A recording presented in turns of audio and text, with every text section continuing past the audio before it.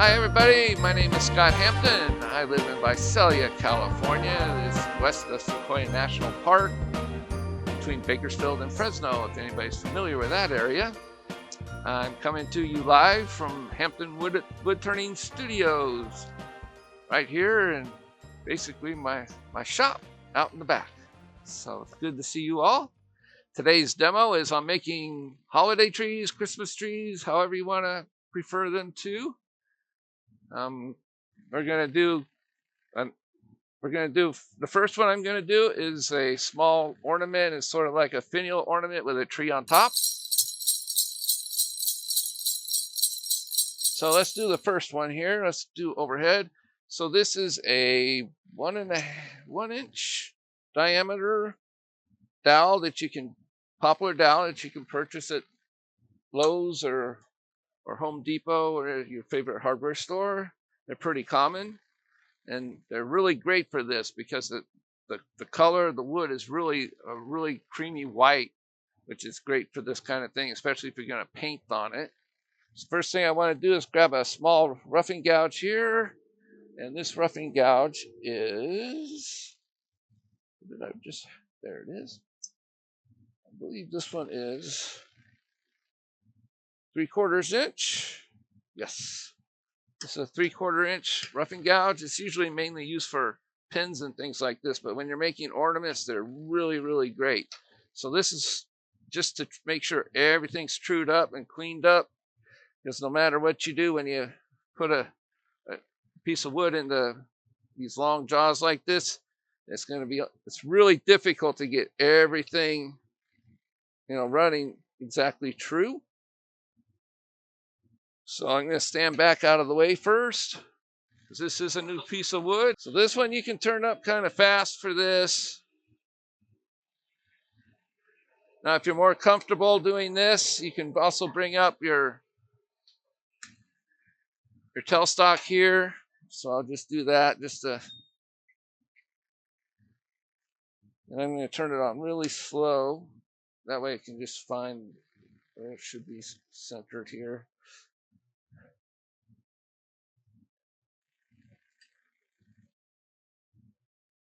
This is a safety thing, in case you're worried about the piece coming out of the lathe when you're first starting to turn a piece. So let's get this thing turning. I'm going to have it, that's probably a little too fast. So it's about 1500 RPMs to start with. So I'm going to start with the tool and the bevel, or the fluid of the tool, about 45 degrees away from the headstock. So this would be 9 degrees or 3 o'clock. If the fluid is facing completely towards the tailstock, be 9 o'clock if it's facing the headstock, 12 noon if it's facing straight up and down. So 45 degrees would be 1:30. Sometimes it's easier to follow. You want to start your cuts on the inside of the wood. You don't want to bring it in on the edge here, because it can grab the wood and cause you a catch, and it's not very pleasant. So start cutting the wood here. So when I start my cut, I'm positioned almost in front of my headstock here, and I've got my left foot back behind me here, my right foot forward, and I start the cut.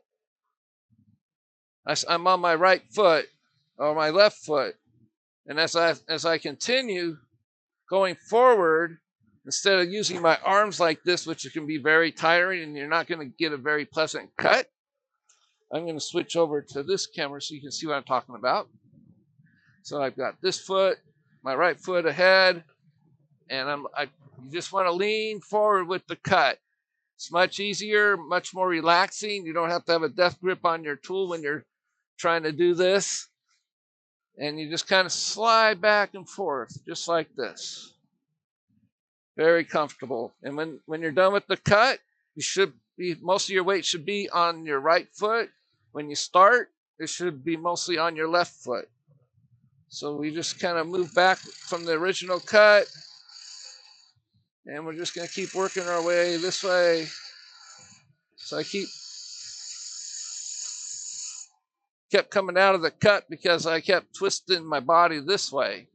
And I kept twisting it my right side away from the lathe, and that would bring me out of the cut. And if I brought it into my left, I would go deeper. But at this cut, you just want a nice, smooth, straight cut all the way across the length of the wood. Sometimes this poplar can be a little bit annoying to cut. It can be a little grabby at times.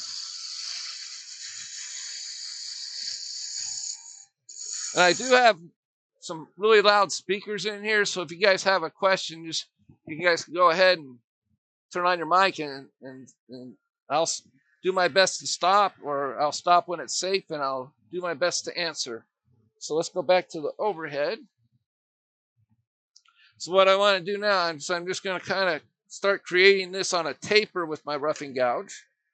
We're just going to go this way. And each consecutive cut, I move back a little bit further from the previous one as a starting point. You need to move quite a bit of wood away.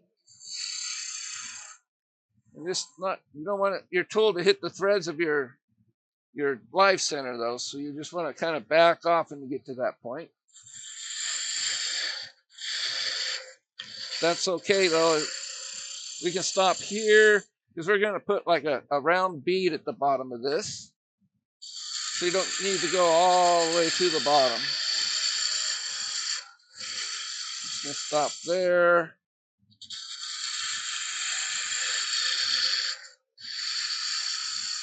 And right there. So I'm cutting all downhill at this point.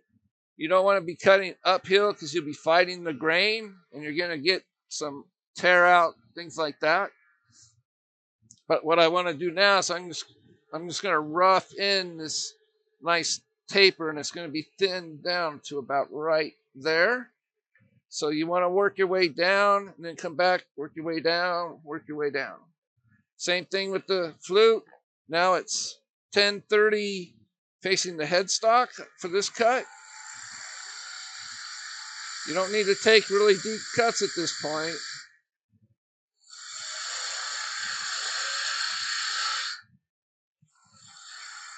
The more mass you keep on this end, the less vibration you're going to get. That's why I'm not going back and cutting it all away. So I came too close to that, and you saw my tool skip out. So that's something you got to keep an eye out for. So now I'm just going to come back and work my way towards that middle point there.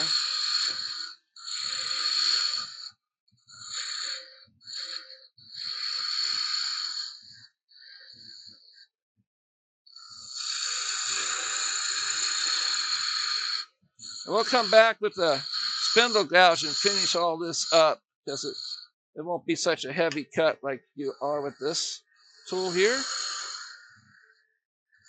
Just a light cut.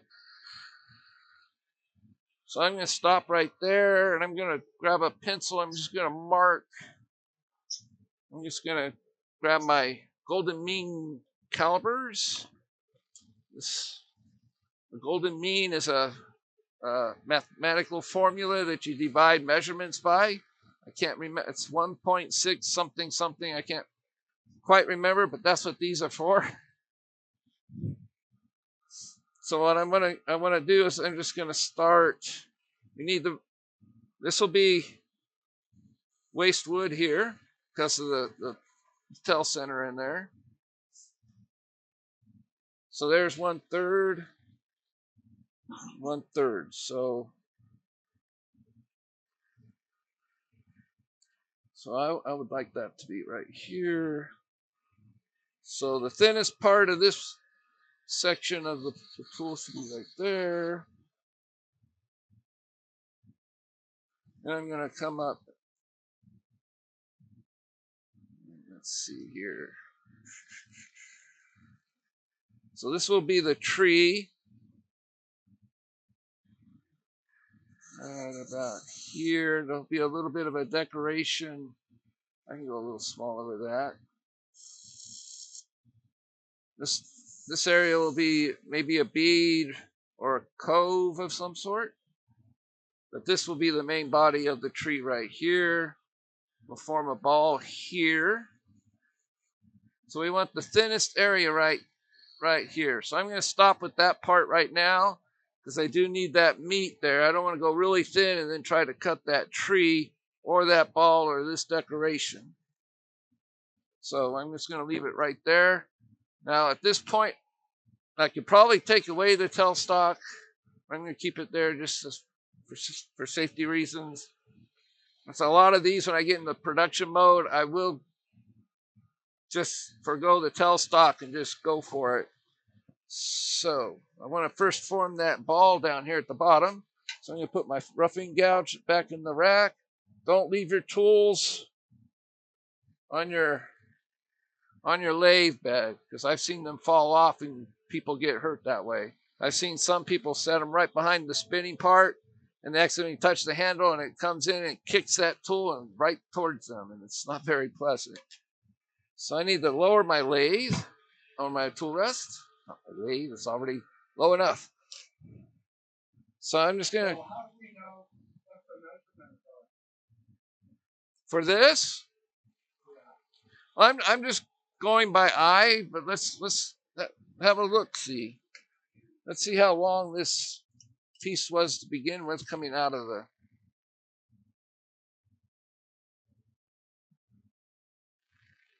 So coming out of the chuck, it's 6 3/4. I started with a 8-inch blank. This is all just going to be waste wood. That's just gripping everything. You don't want to loosen that and pull it out because you're going to tend to, once you get started, if you loosen that and pull it out, you're never going to get it running true again. And I like to make the tree around 1.5 inches. So I'm pretty close right there.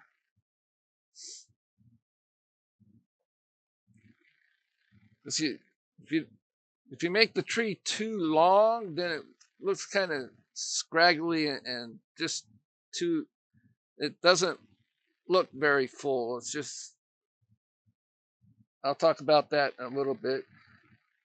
And then the belt where this decoration is, I always try to make it at 1 inch, which is right there. In this area here, wow, I measured this stuff by eye pretty good. So this thin area here is 3.5 inches. So, but this section here is going to turn into the ball.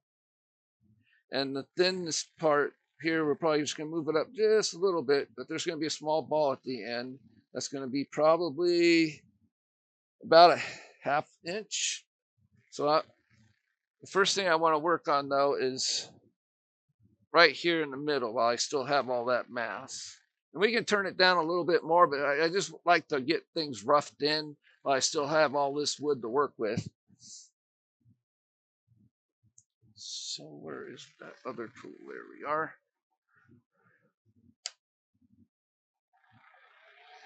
So this will be another ball to match the one on the bottom. It's, you can make this completely pointed at the bottom. You can do all kinds of things with this finial. If you go online and look at finials, you'll see all kinds of designs that you could put right through this area right here. And go on Pinterest because they have a lot of pictures of different wood turning finials that you can go by. So to make the ball, I've got a very pointed spindle gouge with a very shallow flute, a somewhat long bevel on there, and very long point so I can just get that right down in there. If it's too round, it might grab on this side of the wall here, and we don't want that to happen. So you want to start, I'm going to start by putting a pencil where I think the middle is. This is just a guesstimate to give me an idea where to start, and then we'll adjust it as we go. So what you want to do is you want to bring your tool in, not touching the point at all, and get the bevel rubbing. So I'm going to do a couple and then I'm going to switch cameras so you guys can see the motion on the other one. So here we go. And what you want to do is once the bevel's rubbing, you want to lift the back of the handle up And once you get that cut going, you want to take it and turn and twist at the same time. And then we can just come in and take some of that out of there, some of that waste wood. Do the same thing going the other way, bevel rubbing, bring the handle back, do a twist. And then you can come back with that point of that tool and just kind of take that back down in there. So let me switch cameras here. Scott. Yes. When you get a chance, could you show us the completed one of these? You have an idea where you're going with it? I don't want to have one handy right now, unfortunately, but you'll see it when it's finished. Because I'm going to go from start to finish. I'm not going to stop. I'm going to paint it. I'm going to decorate. I'm going to do all of that stuff to it. So, unfortunately, I have some, but they're still packed away for craft fairs and stuff. I've been doing some craft fairs, so all that stuff is all packed nice and neat so I can travel with it. All right, so you can watch on the screen here. I got the handle back in the back dropped. Now when I lift it up and start that cut, you'll see me twist it and work my way in. Do the same thing on going the other direction, kind of flatten that out a little bit. So let me zoom on that camera a little bit so you guys can see that a little better. I have a really bright light on that. All right. Not sure where that brightness is coming from. Let me see if I can. That's a little better. So you need to kind of create a cut down in this area. So I'm closing the flute almost all the way. We'll go back over to the overhead so you can see this a little better.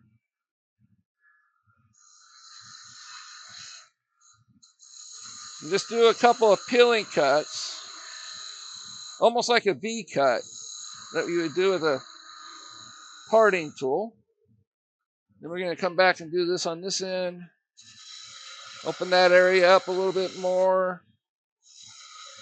This will allow for more tool movement and you can get a little bit deeper down there. So that bead is still a little big for my liking because I want to make this a more delicate thing. So what I'm going to do is I'm just going to flatten out this bead we've been making.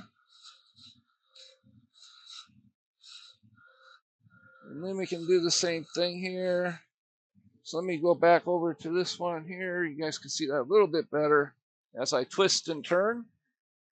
In fact, I can go even closer. Hopefully that's not out of focus. No, that's pretty good. So bevel rubbing, bring it up till it does the cut. And we're just going to twist that flute all the way around. And we're going to go the opposite direction. Depending on if you're left or right-handed, you'll find one direction is easier than the other. So for me, I'm right-handed, so making the turning towards the right is always much easier for me. But with practice, you'll get used to this. So I need to get this part to match more on this end here. In fact, that's still too big. So you can just play around with it at this point.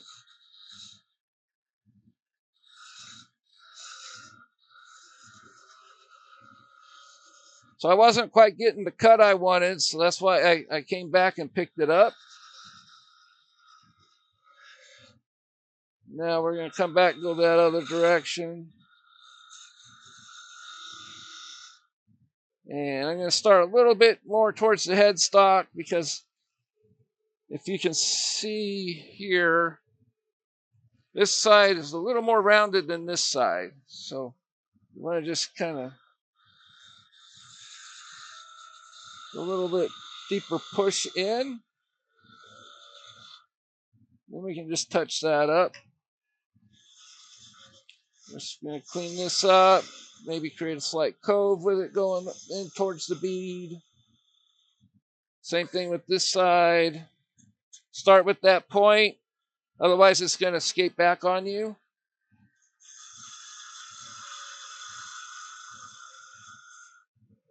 And come back just with the point right there in that corner. Same thing here.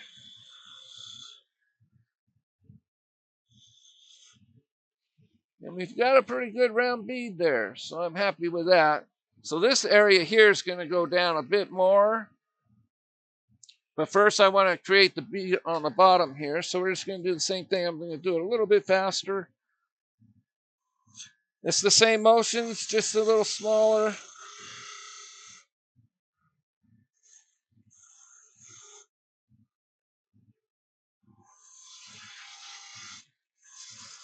Remember, you got to leave some of this waste wood here to take away.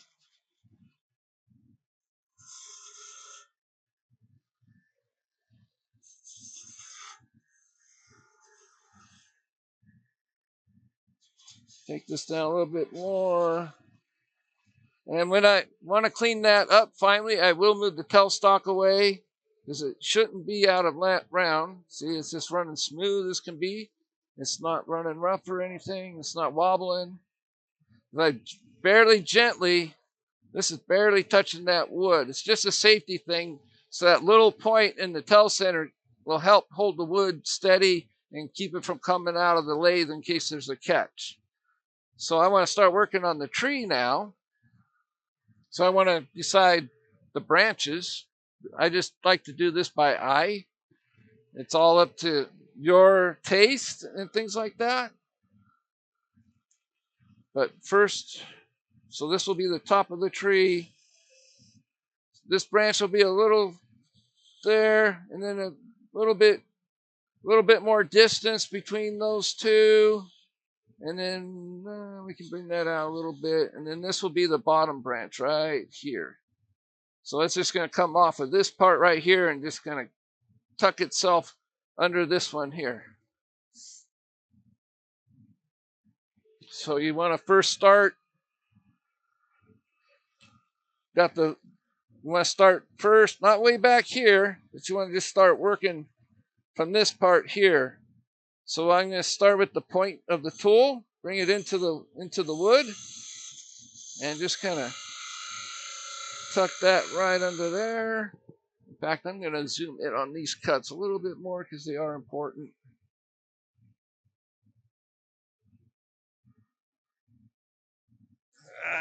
Sorry about the camera. There we go. I'm going to turn my overhead light back on. See, that's too much. That's better. So we're just kind of, these cuts are kind of going to be like scoops, a little bit and bigger and bigger. So you want to start with the point of the tool, kind of slide it, and then we're just going to kind of scoop it, just like that. Working our way back. One more should do it. There we go. So now we can take a bunch of this wood away. As you work your way up, you want this branch, the edge of that branch, a little smaller than the bottom one. So we just want to work our way down, make that a little smaller. You can stand back and just look, and you will see that it's a little smaller.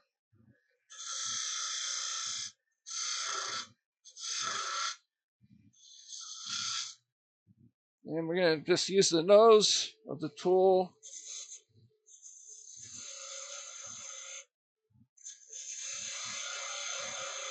Kind of cut in behind that branch.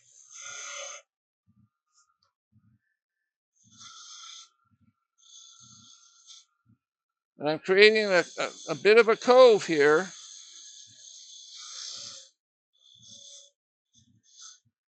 And be careful if you're coming up to that bottom there. You don't want to push against that bottom or you can get a catch. I'm just going to kind of trim this down, but I'm not going to make that branch yet. That'll be the last part I do, because this is the area that's holding the whole thing on. I just want to get it down to where this is a little smaller.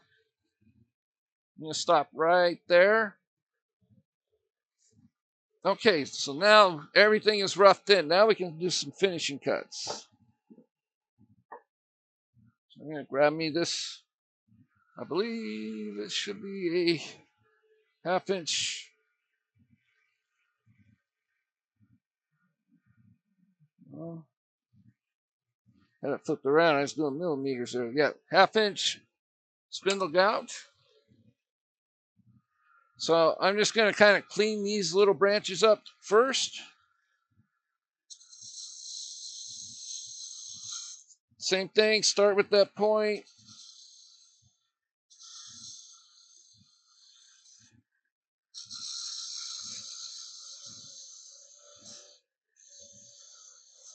And stop right before you get there. You could use this swing of the tool here on the bottom.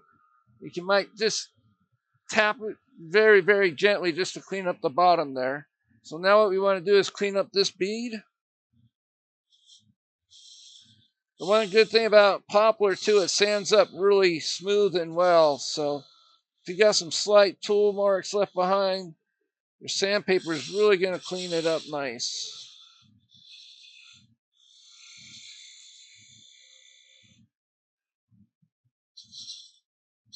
Should have left it alone. It looked better the other way. Pick up that small cut right here. There we go. Now, I want to start working on this area here. But first, I think this area right here is too big. So I'm just going to take it down a bit.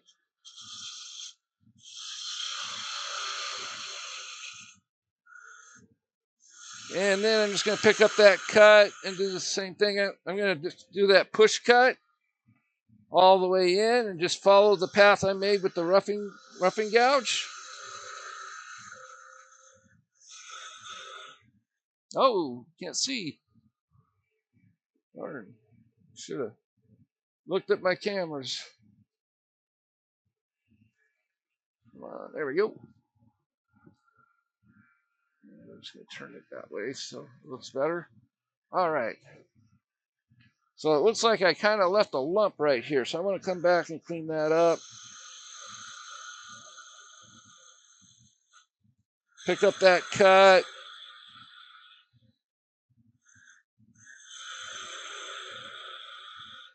And you just want to work your way both directions at this point.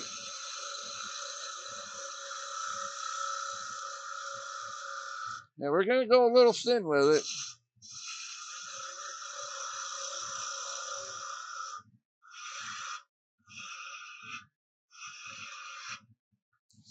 So we're going to pick up a cut right here.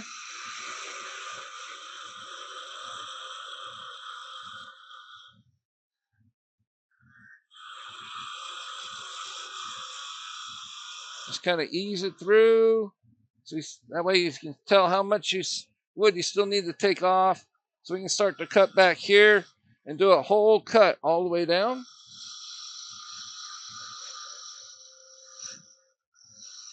So I twisted the wrong way and I came out of that cut. So I'm just going to restart that.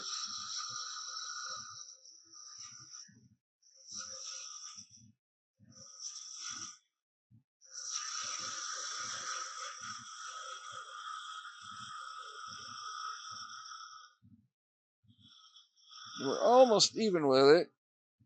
Kind of gently ease it in.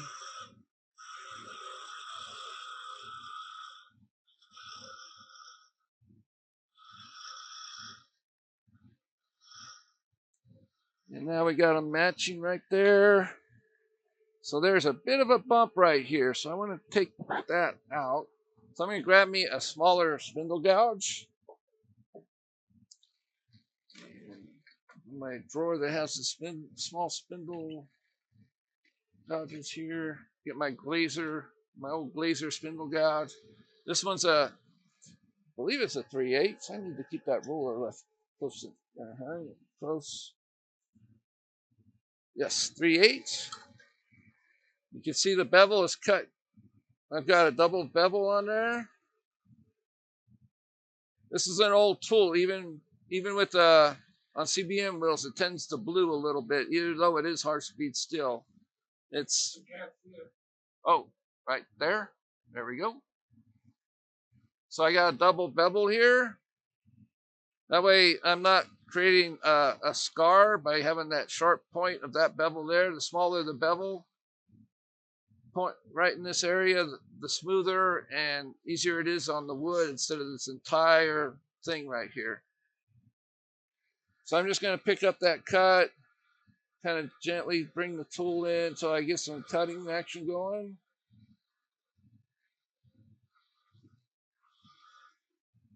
And come back and clean that up. There's a bump here. So I'm just doing some cleanup cuts right at this point.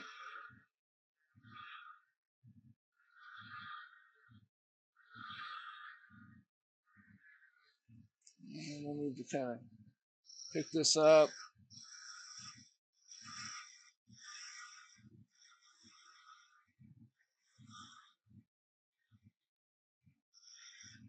So you want a nice long curve there.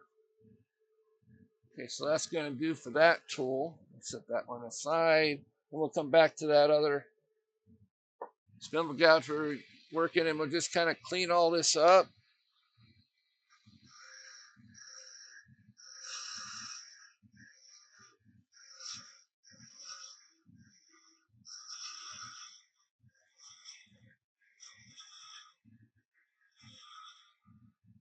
You got to do it gently because you're getting thin here.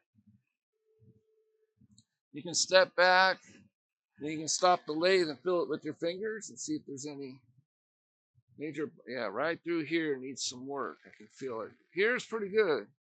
It's just this area here from about here down towards the center. You want to let up before you get to that thin area though. So right in here is where the work needs to be done. I'll mark that with a pencil here. So we're just going to work on this area from here to here.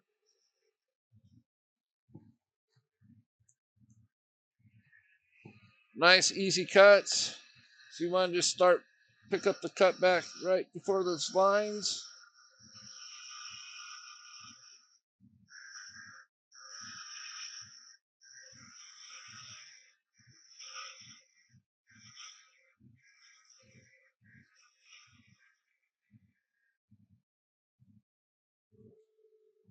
Oh, that's better. Still kind of a bump right there though, leading into the thinnest part. So we're just going to kind of do some light cuts to take that down.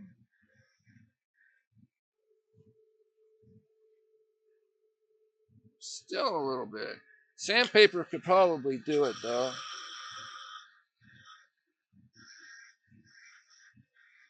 Finish cleaning that, smoothing everything out.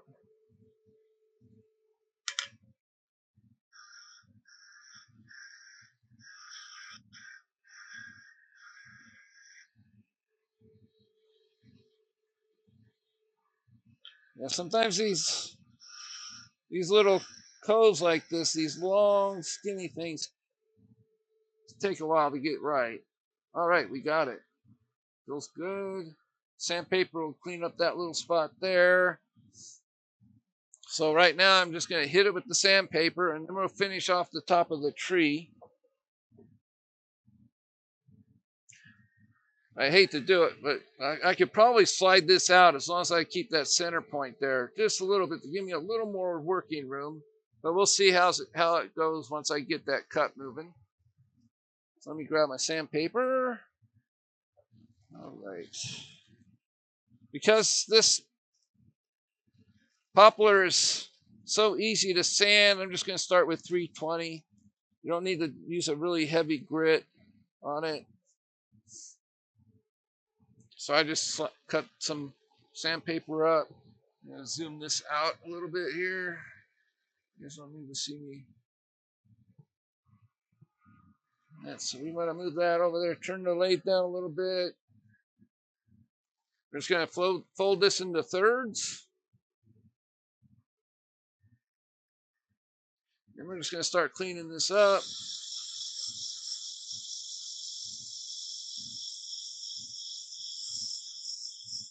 And turn it down just a little bit more.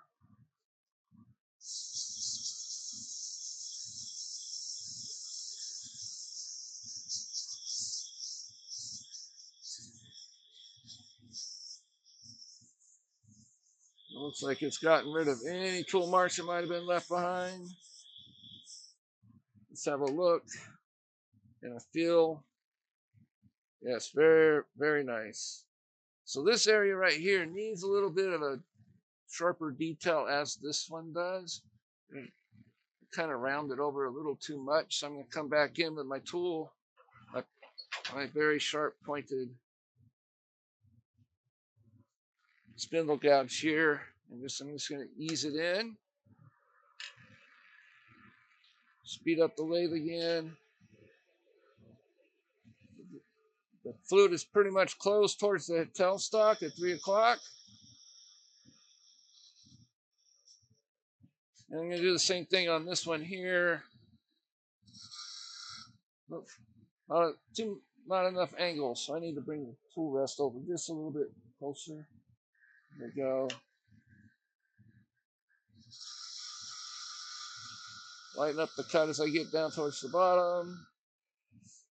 And we'll have a seat here. Yeah, that's better. Let's get still a little bit of tear out there on this one. That's what I was trying to get rid of.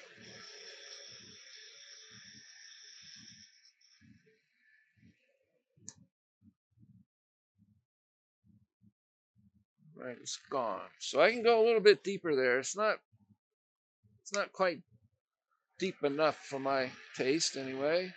I'm just going to bring that in. I'm just going to come around and pick up that bead, do that twist, and take it all the way down to where the flute is practically closed at the bottom here.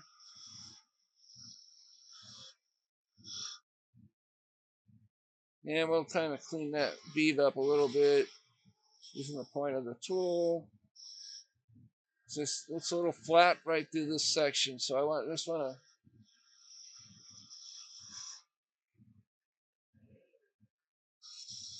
there we go.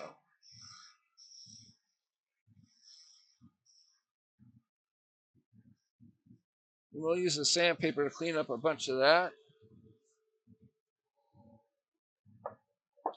Just gonna double check, make sure I don't have any tear out.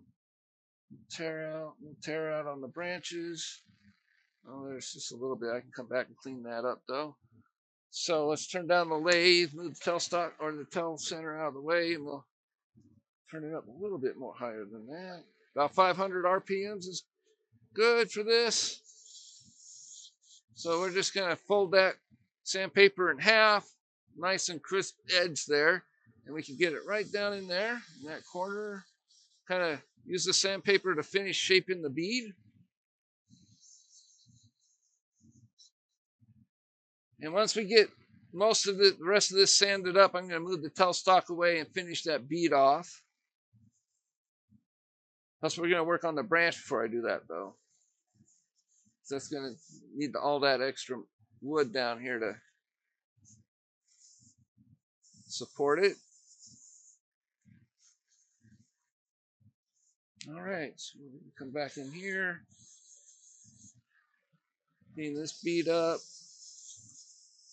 It's another plus of using popwood for these. It's using sandpaper to clean this stuff up is fairly quick.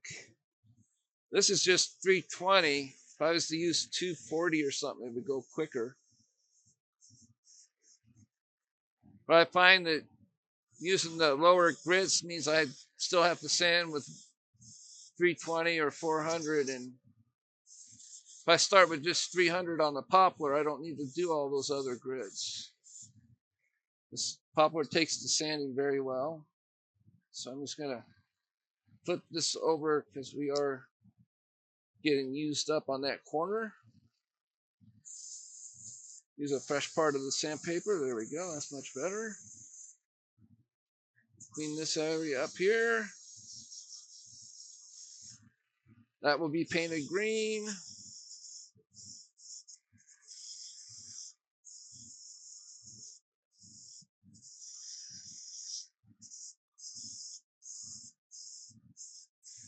Okay, so what I'm going to do is I'm going to do that one thing because I did use the tailstock. You can, if you do use the tailstock all the way through, you can bring that out as long as you put the tailstock back in its place to make sure everything is tightened down in the chuck correctly. So we're just gonna loosen it up a little bit and keep watching where those jaw marks are. Keep them centered under the. It's gonna give me a bit more.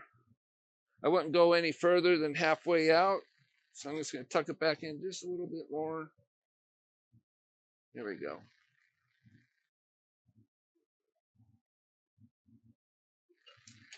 We're going to bring this in and make sure it goes right back in that center hole.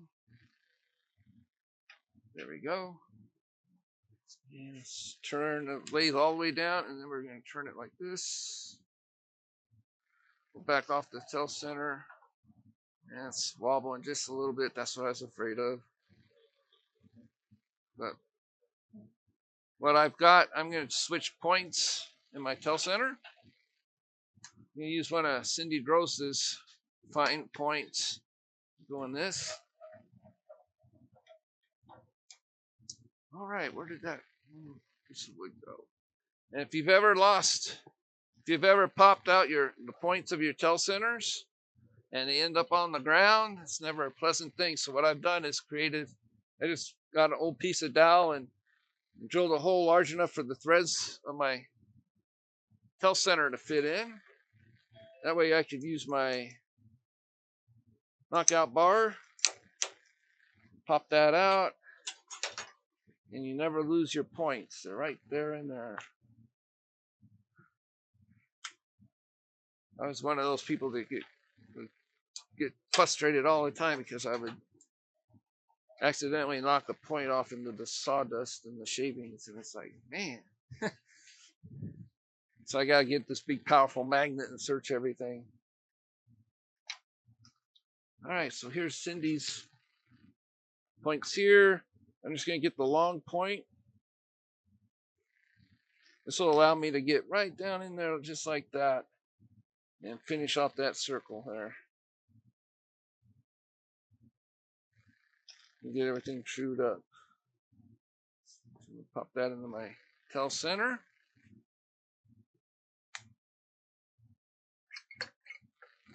Always keep these in my drawer so I don't lose them.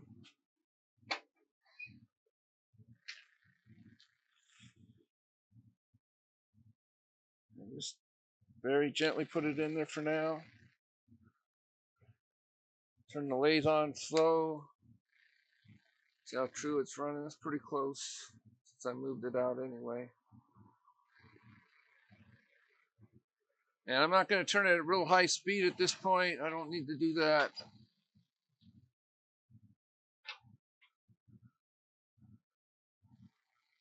Raise my tool rest just a little bit. Grab that spindle gouge. It has a really long point on it again. And there's going to, oh, tool rest is too high. And we're just going to start at a 45 degree with the point and just kind of whittle away that waste wood. Kind of matching that curve at the same time of the bead on the bottom.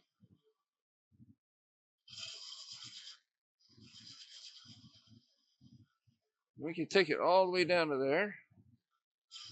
And you can also, this will also tell you how far you've got to go, how much wood you got to remove, because you can see how much is still in that hole on the bottom there.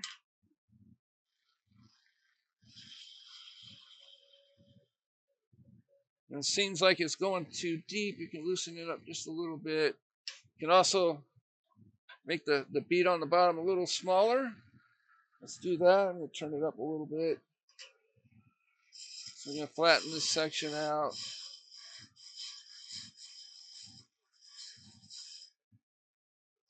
Do the same thing. Just start that bevel rubbing and then do the twist, swinging that handle around. Same thing here.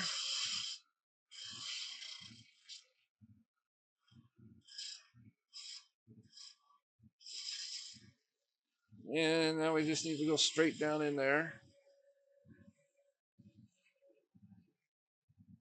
should be able to back that off now. There we go. It's running pretty true, so we can get rid of that little hole that's in the bottom.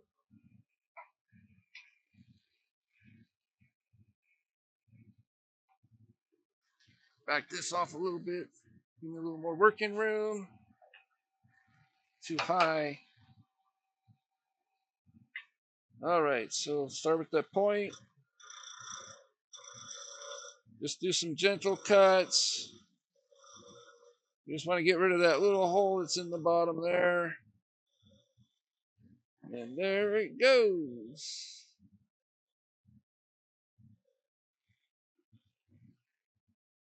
And we'll come back with some sandpaper. That sandpaper I have. Where did I set it down there? Oh, I got plenty. There it is. I got plenty of sandpaper, so that's not a problem. So we're just going to clean this bead up. Then we'll come up and we'll finish off that branch and almost, because we still want to paint it. And you can either paint it off the lathe or on the lathe. I find it easier to paint it on the lathe myself.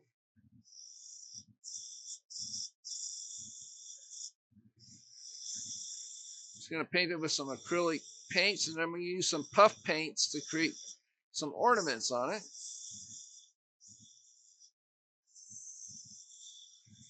All right, so that's all taken care of. Let's get this one done here. Let's get that last branch done. This is the longest branch because it's just going to kind of curve right up into there to almost a point.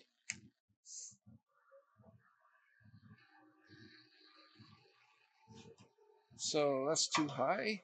Turn off the lathe. I don't like adjusting my lathe when it's, or adjusting my tool rest when it's that close. So yeah, it wasn't on center. It's just a little bit too much there. I'm just going to get rid of some of this waste wood.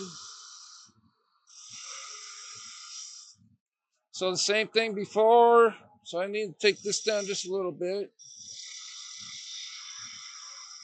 We're just going to kind of grab, have the flute at 45. Just kind of scoop it in there.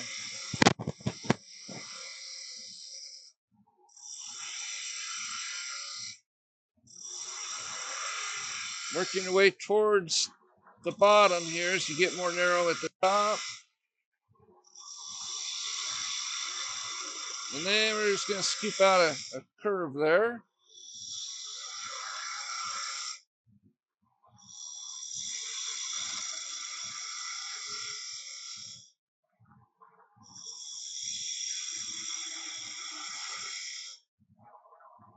So you want enough room. I got some waste wood here. You want to keep enough room here so you could part it off. So this is still too big right here, so I need to take it down a little bit. It's bigger than the middle one. So I'm just going to ease that off. I'm just going to look at the horizon there. Take a little bit smaller.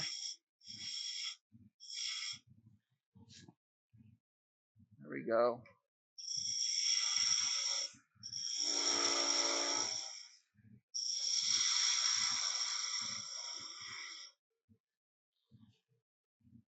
We can go a little bit deeper with this branch, so we're just going to do that nice and gentle.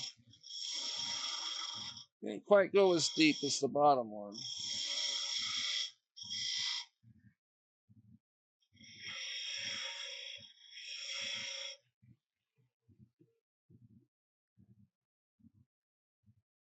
So I'm looking at the horizon there to see what I need to adjust. So I'm standing back from the lathe and just looking at the top of the piece. That should do it. Kind of tuck that under there. And we can come back with this one too. Yeah. Is there a question? I heard somebody. There we go. So this one doesn't have quite the curve to it. So I'm just going to kind of get it deeper. There we go. I'll touch it again with the sandpaper just to smooth it out. I just had that piece, but I've got plenty of sandpaper here. I'm just gonna clean these up. Then we'll grab some green paint, paint it, and then we'll use the puff paints. Then we'll come in and we'll part it off and then finish paint the top.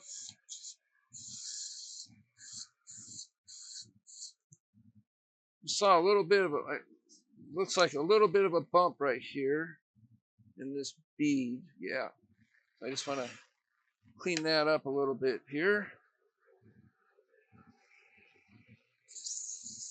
Right towards the top there. Not completely rounded over.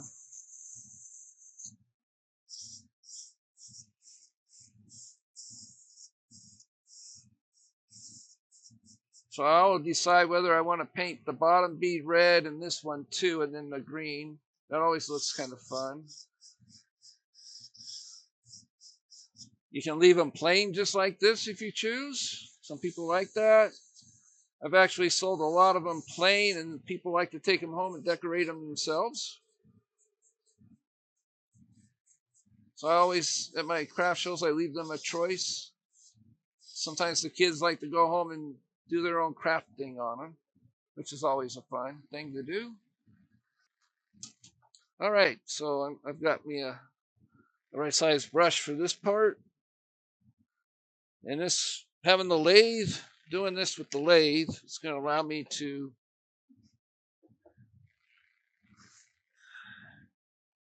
these are going to be my paint cups. These are much simpler to clean because you don't have to clean them. I just kind of squeeze out paint on top of these little Dixie cups. And when it's dry, you can just toss them. Put that one there. Squeeze out a little bit of, oh, I need to shake this one up. Set this cup aside. It's kind of runny. All right. Here's my other cups. Cup. Got a bunch of cups here. There we go. I thought I had these already.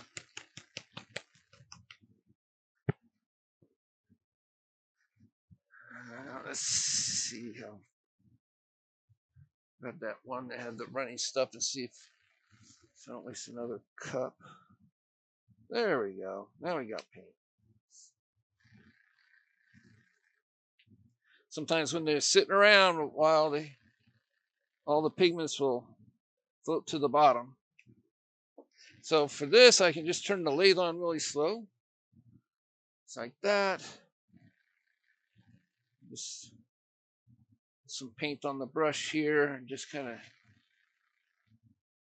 gently put it on the bottom. You can also reverse your chuck if you want. Do it this way. It all depends on your preference. Top or bottom. I'm just going to ease some paint down here. So I'm just going to touch the top edge of the brush for this and work it almost down. And just use that point just to tuck some paint under there. There we go. Get some paint under the branch there. Get some paint on the top branch. Oh, forgot, we're going backwards. I usually do it the other way.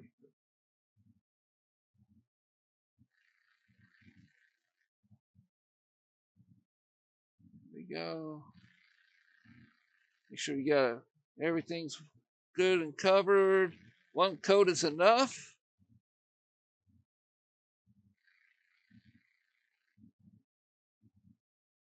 All right, so that goes into the drawer. Once this paint dries on the bottom of this cup, we will be just tossing those away.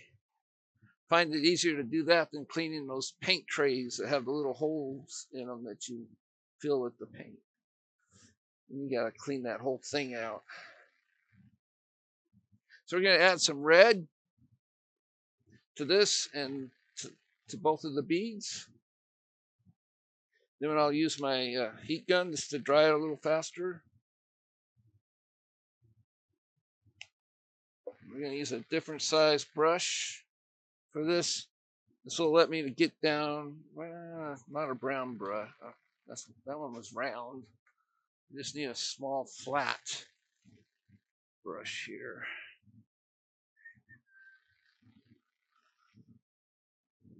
There we go. No, it's not flat either. I'm just going to get me a stiffer one. Oh, there it is. Thought I had a smaller one. All right, so with that, I can get this, because it's cut straight like that, it'll allow me to get right down in there. Ooh, there was some dust. I thought I got all the dust off of it. Make sure there's no dust on this one. You can just brush that away. We'll do the big one first.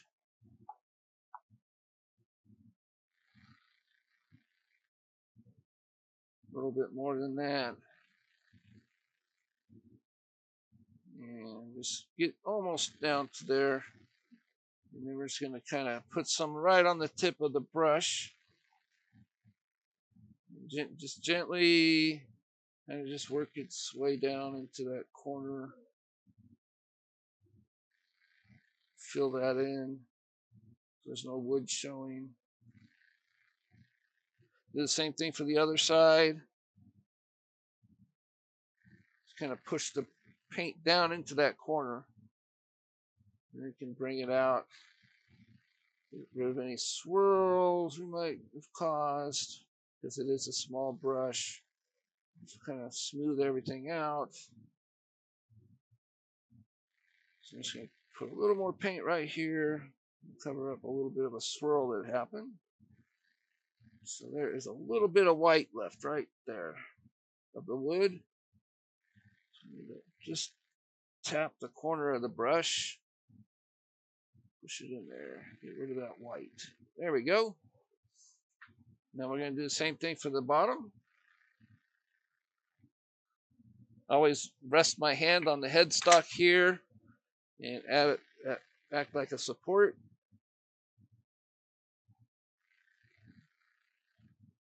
Push some paint down into that corner here. Might have enough paint just to get down in there. There we go.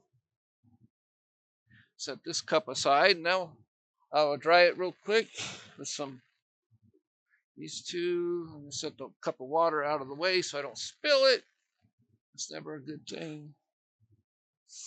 Get the heat gun on a very low setting, otherwise you'll bubble up the paint. Just kind of feel with your hand, see if it's warm or not. Not quite warm enough, so I'm going to put it on the 2. 3 should probably be warm enough. There we go. That's good. And with the lathe spinning, it's easier to do it. That's why I like to also add paint to it. It looks like I might have missed a part. Okay, yeah, there's a little bit of white left on those couple of branches there. So I'm going to grab that green paintbrush. I did not see that a second ago. So just use the paintbrush I used on the green. Dry it off with a paper towel. I should have checked this before I put everything away. Dry it off really well. Still plenty of paint on the bottom of the cup. It hasn't dried yet. There's a little, you can see it right there. Just come in, just a little bit of paint. Doesn't take much just to fill this area up. I hear somebody's mic open. I'm not sure if they're trying to ask a question or if they're just bumping into it. So I'm not sure if it's a technical problem or what's going on with it. But I might mute everybody and then have you guys turn your mics back on if you need to ask a question, because all that back noise is going to show up on the recording. Oh, somebody left.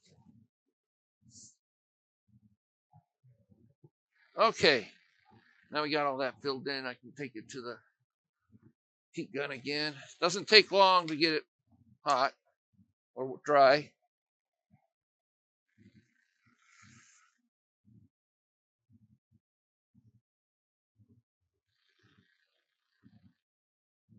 So the natural edge tree that we're going to do next goes quite a bit faster than this does.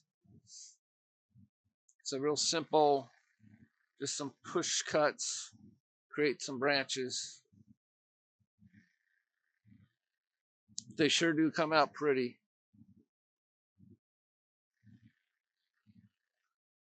All right, so I believe I don't see any more shine to it. So they are good. All right. I'm going to put some red and blue ornaments here. I'm going to first get a folded piece of paper towel and just do a test on the puff paint. Make sure it's coming out nice and smooth. Sometimes it'll get an air pocket in there and cause you a little bit of a hiccup there. There we go. Oh, this is a little orangey. Okay, that's all right. Okay, so just really gently, just gonna straight up and down here, just kind of create little ornaments here and there.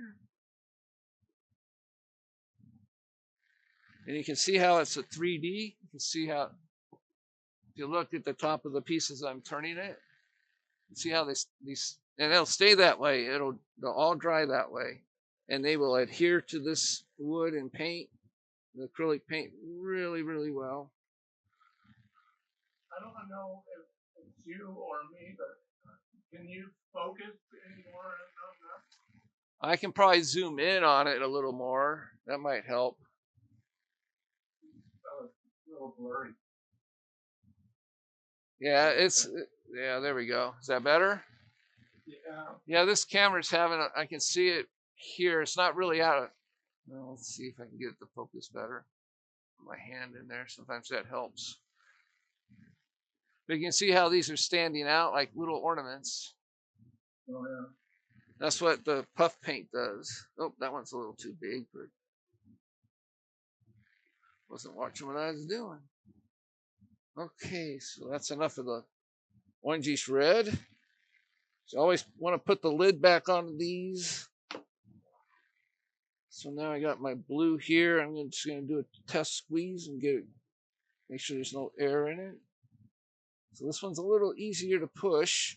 So these ornaments will probably be a little smaller, which is fine. You can use the tip to adjust them if you want.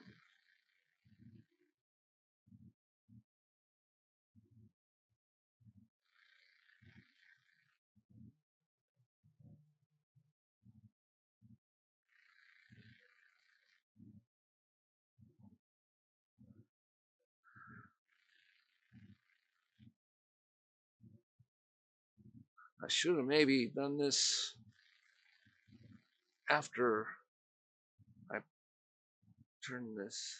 So I'm just going to take it out of the chuck as it is, and I'm going to re-put it back in. And once this puff paint dries a little bit, that way I really don't mess anything up or get dust into the puff paint and make it stick while I cut the rest of that off.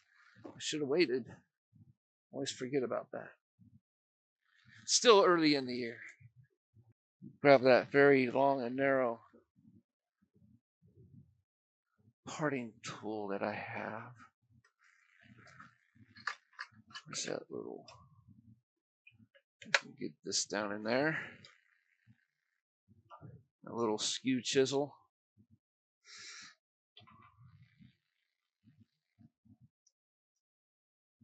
Just kind of peel that back.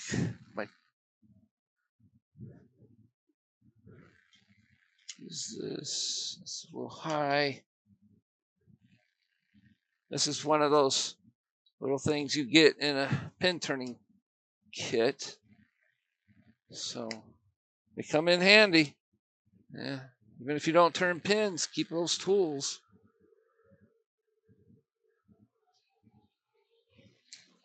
Okay, big point down.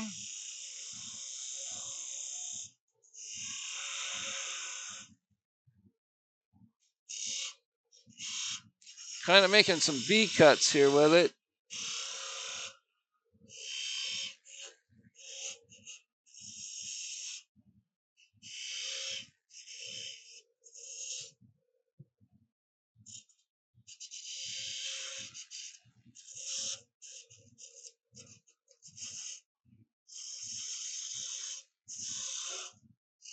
So we want to keep the top a little rounded or flat.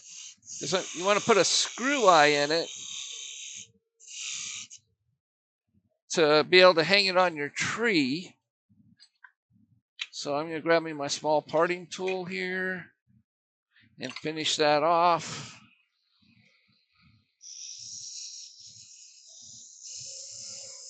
We're just going to leave a little flat spot on top so we can take a small drill bit there.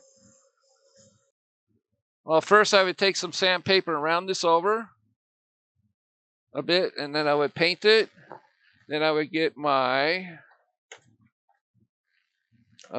pin draws like this. Well, so that one's too big. And I would drill a small hole in it with this. And then I would just get an eye hook and a nice ornament hanger and hang it on a tree. Because this is a Christmas tree ornament. So a tree on a tree. So yeah, so it's pretty easy to start these holes. You just find the center there and just twist it. Being careful not, make sure you go straight in and not bend it, because if you're not careful, you can snap the drill bit off in the hole. And this hole is just to make it easier to screw the eye hook in, because otherwise they can be a little tough. And I don't know if I probably have an eye hook someplace. I'll find it during the break and I'll put one in there. Yeah, but there's a little hole right there in the top, and the eye hook would go right into that. Okay, well, thank you very much. Hope I'll see you again soon. Thank you for joining me, and I'll see you all later. Good night, everybody.